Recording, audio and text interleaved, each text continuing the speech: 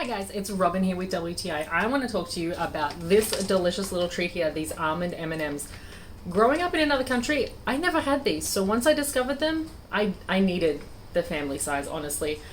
They are absolutely delicious. They have the calorie breakdown on the back and all the different things. One thing I love, the blue M&M dude. Never seen him before, absolutely adore it, but I must say the thing I love the most is the flavor. So let me show you what it looks like once you bite into it. So it does come with the resealable part on it as well, which is super handy because I don't recommend eating all of them at once, even though I've come pretty close.